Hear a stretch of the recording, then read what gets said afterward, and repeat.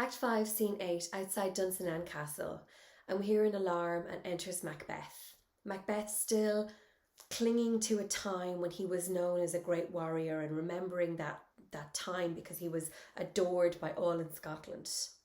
And he says, "Why should I play the Roman fool and die on my own sword?" So he's saying there, he's referencing the generals of the Roman Empire who, if they found themselves on the wrong side of victory, would commit suicide. And he's saying, I won't do that. I will go down fighting, is what he's saying. Whilst I see lives, the gashes do better upon them, so I can continue to kill and to be a great soldier. Enters Macduff. So this is it. Macduff is determined to kill Macbeth. But of course he was born a woman. Macduff, turn, hell hound, turn. And Macbeth says to Macduff, of all men else I have avoided thee, but get thee back. My soul is too charged with the blood of thine already. So you are the one man I did not want to see here, but get away from me. I'm already too charged with the blood of your family already. I don't want to have to kill you as well. So there's a shard of humanity coming through there as well. Remember, Macbeth is not an immoral man. He's gone down a horrendously immoral path, but we know that he had morality to begin with, and he feels bad about what has happened or what he has done to the Macduff family. Macduff says, I have no words. My voice is in my sword.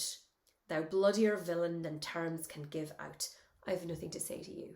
I will be speaking through my sword. There is nothing. There is no way of calling you by your bloody actions. My sword will do the work. And they fight. And there's an alarm. Macbeth says, Thou losest labour. As easy mayst thou the entrenchant air. So he's saying, look, you may as well be just cutting the air with your sword. You're losing labour. You're wasting your time because I am invulnerable, is what he's trying to say. Let fall thy blade on vulnerable crests. So he's saying, look, let your blade fall on others because you can't, I'm invulnerable. You can't hurt me. I bear a charmed life. Highlight that. So Macbeth is still, even though the forest has walked somehow and that apparition has crumbled, he still holds on to the apparition of none of woman born may harm Macbeth. I bear a charmed life, which must not yield to one of woman born. And Macduff says, and this is like the killer line of the entire play, despair thy charm, so lose your hope, and let the angel, i.e. the devil, the fallen angel, whom thou still hast served, tell thee, here's the killer line, underline and highlight, Macduff was from his mother's womb untimely ripped. So it is a stretch, but what he's saying is, I was born of cesarean section, so I wasn't born in the traditional way that people are born.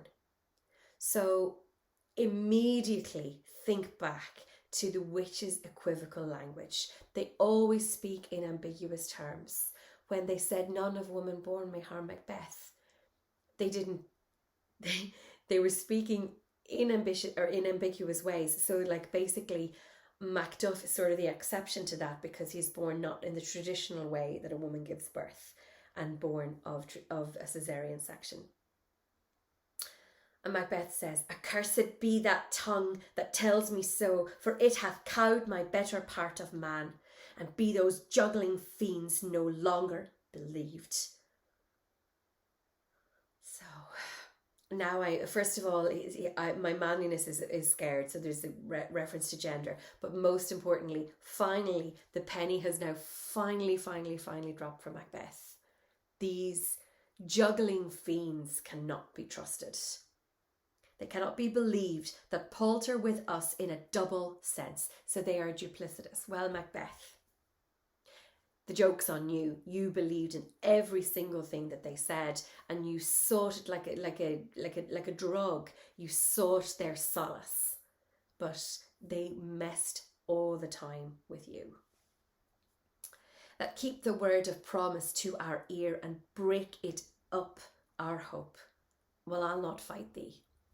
So this is a problem, because now he's saying, fine, the witches are to blame and they have juggled with me and they have juggled with everything, but I'm not going to fight you.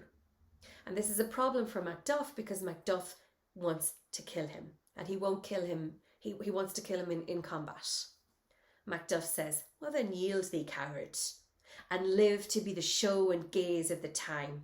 We'll have thee, as our rarer monsters are, painted on a pole and underwrit, here may you see the tyrant. So he's using some reverse psychology on him, and he's goading him to fight. He's saying, fine, don't fight me. We will put you in a cage, and people will come to jeer and shout at you and throw things at you. And underneath we will write, here may you see the tyrant, like a circus freak. So if you don't fight me, this will be your plight. And Macbeth says, I will not yield to kiss the ground before young Malcolm's feet, and to be baited with the rabble's curse. So he takes the bait and says, fine, I'll fight you. I'm not going to spend my life kissing the feet of this new prince, and I will not be mocked by the rabble.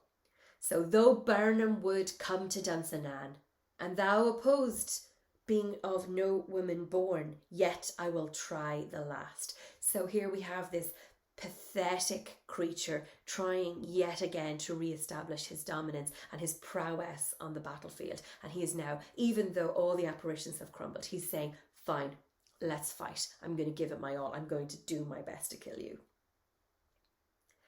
Before my body I throw my warlike shield. Lay on, Macduff, and damned be him that first cries hold, enough. So let's fight to the death. They fight. We hear alarms. They re-enter fighting, and Macbeth is slain. Exit Macduff with Macbeth's body. So poetically, it had to be Macduff that would commit the killing of this king, that would commit this murder, because from the very start he was the one who doubted him. He doubted him when he killed the chamberlains. He didn't go to the coronation or the banquet. He refused to come when he was summoned. He went to England to try and get help. He left his own family exposed, which meant that he had the most to sort of avenge when it came to killing Macbeth. And of course, the absolutely most important thing is he was not, in the typical way, he was not born of woman. So poetically, it must be Macduff that kills Macbeth. And Macbeth is finally gone. This is the penultimate scene. We've only one more little scene to go. And we see the death of a very sad creature, really. It is difficult to feel sympathy for him during the reign of terror, of course, and the horrific things he does, the horrendous things like killing Banquo, trying to have Fleance killed, killing the Macduff family, establishing fear all the way through Scotland, having orphans screaming and widows screaming. But we look back at a time when he was a great warrior, and he's just trying to get back to that moment. So he's more of a pathetic creature at this moment than anything else. His wife is dead, he's totally alone. But essentially and poetically, it is Macduff that finally puts Scotland at ease, re-establishes the rightful king, and murders the tyrant, the untitled